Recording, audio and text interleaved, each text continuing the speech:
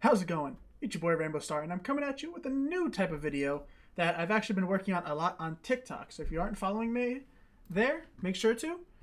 CNM of 19. I'm doing like a bunch of different stuff on there, which is a lot of what I've been working on with me being away, and I'm also moved into a new setup. So if everything looks and seems a little bit weird, that's why. I'm in a completely separate room now, making into like my new setup area and everything. I'm also going back to school, so there's a lot of stuff going on. That's why I've been away for a little while. But if you guys are clicking on this video, thank you very much. And if you like it, make sure to leave a like. Make sure to let me know if you guys want to see more kind of content like this as well.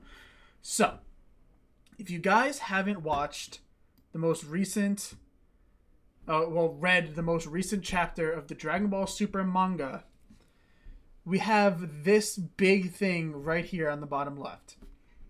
Miras, who's an angel, tells Goku, should you achieve Ultra Instinct at your current strength, it will be far more stable than ever before. You will not fall to Moro, nor to anyone else, for that matter. So Miras is confirming that at least in the Dragon Ball Super and Dragon Ball Z verse, Goku, if he were to achieve Ultra Instinct right now, is completely unbeatable. That includes Whis, the Grand Priest, Zeno, anybody. If he were to achieve Ultra Instinct, which in the next panel, we get this. Goku in this stance. And if that seems familiar to you guys whatsoever, there's a reason why. Because of this right here. You see it right here. You see it a lot better in the anime. But when Goku is standing with his back turned, about to turn Super Saiyan for the first time, that's exactly what you're getting. That right there and that right there. It's the same thing. So, what does this mean exactly? So this means that Goku, at least in the Dragon Ball verse, is unbeatable. I wouldn't say that this goes to all of fiction. I see a lot of people saying like, "Oh, Goku has now transcended all of fiction if he goes Super Saiyan, if he goes Ultra Instinct again."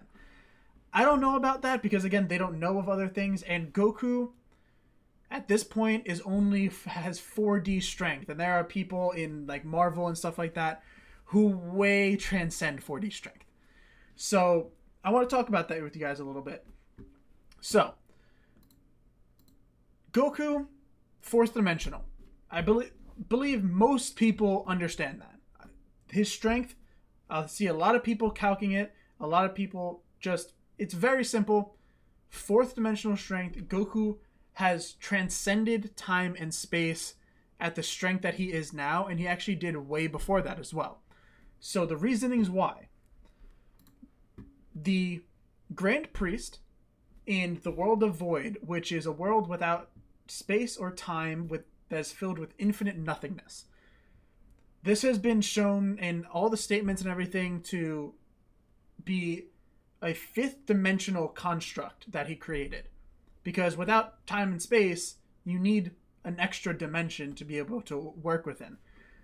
But obviously, to be able to be inside of that and to have time, you have to have both the three spatial dimensions, which is depth, width, and length, as well as the time dimension on top of that, making it a fourth dimensional space. And Goku, with the power that he has, is able to shake the entire world of Void. The entire thing. And it's at least the entire thing that the characters are able to sense.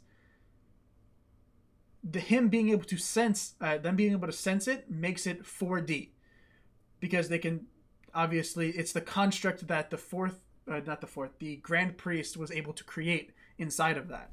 And again, the Grand Priest being able to create a fourth dimensional thing makes at least the Grand Priest at least fourth dimensional.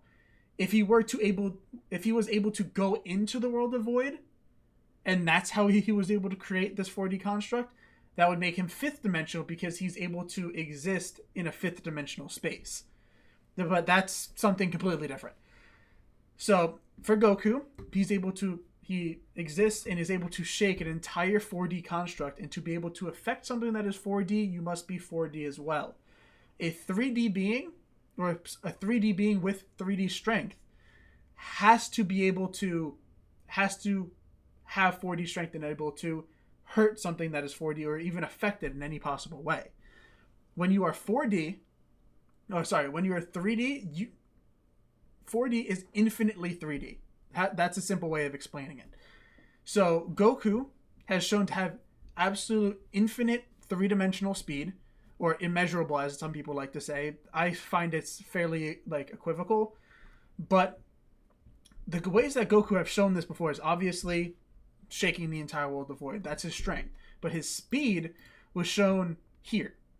When Goku clicked the Zeno button in either timeline, and he called in Zeno. Zeno then erased the entire timeline. He erased Trunks' entire future. He erased everything along with it. He erased the timeline and all the spaces within it. He fourth dimensionally destroyed that area. Then, here, Goku goes and Trunks go back into that section. We don't really consider it time. It is considered time travel, but the big but here is that it's not exactly time travel, because they're going in between the same dimensions or spaces. It's Trunks' timeline, but each time they go back to it, they're going back to the same timeline. Or each time Trunks goes back to their timeline, it's the same one. So it's not exactly a timeline, because as Dragon Ball Super and Dragon Ball Z has explained to themselves, is that whenever you go back in time, you affect that timeline and it branches off. So, and there isn't a time ring for each time they go back and forth as well. There's only, I believe, 2 that Trunks created. So it's more of a dimensional, dimensional transmission kind of deal. So Goku then is able to get out of the time machine and move around and interact with Zeno in this space that no longer has time or space. That means he transcended both time and space, which is the equivalent of being fourth dimensional. So Goku doesn't have fourth dimensional. He's a 3D being with fourth dimensional strength and speed, is what he is. He exists in a 3D space.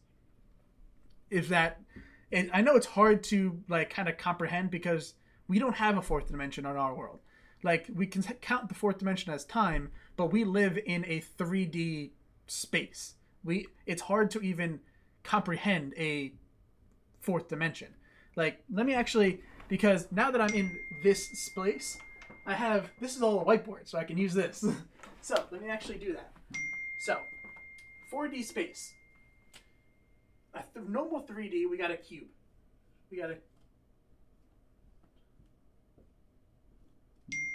That is just a regular 3D cube for us. In 4 dimensions, it becomes what's called a tesseract, where each side of the cube kind of becomes a cube itself. So we would have that. Oh, whoops, not that one. We'd have to there, where each of these, whoops, I keep doing that. That connects to there. That's a cube, I believe. We're going to move that to that. And then that side's a cube, and that side is a cube as well. That's what becomes a tesseract. And I know that is very confusing, because that don't make no goddamn sense. It is, when we talk about 4 dimensions, we're talking about the way 2D looks flat to us. So whenever you're reading a manga panel or something like that, that's 2D for us. It's flat. To a fourth dimensional being, we look flat. Or it's very hard to comprehend. But I just wanted to bring this up. I wanted to show you guys exactly the character that we're talking about and the characters that he transcends. The fact that Goku would be unbeatable. He cannot lose to anyone, nor to anyone else for that matter. So the thing about this is that if you really want to push it and highball this, Goku cannot lose to any 4D character. If you want to highball the fuck out of him, which I think is like it can be very funny, this may push Goku to having 5D strength. And you see how hard 4D is to comprehend. We're talking about 5D strength for this character. Possibility. And just so you guys know, this is only confirmed until the next chapter of Dragon Ball Super comes out. The reason being is because it could obviously change. Miras could say this, and then Goku could go Ultra Instinct and could just get stomped again by Moro. We don't know. Or there could be more stuff that comes out that shows exactly how strong Goku is. But yeah, that's really all I have to talk about. I think it's very interesting, like what's going on in the Super manga. Sadly, we don't know when Super, like the anime, is going to be coming back, which really kind of sucks. It's kind of a bummer. I hope in Dokkan we're able to get stuff like this. But yeah, guys. Thank you guys for watching the video. I know I've been away for a little while, but yeah, thank you guys for showing up. Thank you guys for watching the video. If you liked it, make sure to leave a like. If you guys want to see more stuff like this, make sure to leave a comment. If you guys want me to talk about anything more like this with power scaling and all that kind of stuff, if you have any characters that you would like to fight, make sure to leave them in the comments. If you guys want to, make sure to follow the TikTok. Leave some comments about some stuff that you guys might want to see. I've talked about the Android's infinite energy argument, bunch of different like fights and everything. This one would be White Mask Obito versus EMS Madara. I talked about Broly and Cell versus Naruto, all that kind of stuff. So make sure to follow that, you guys. Thank you guys for watching the video. If you liked it, make sure to leave a like, make sure to subscribe. Until next time, deuces.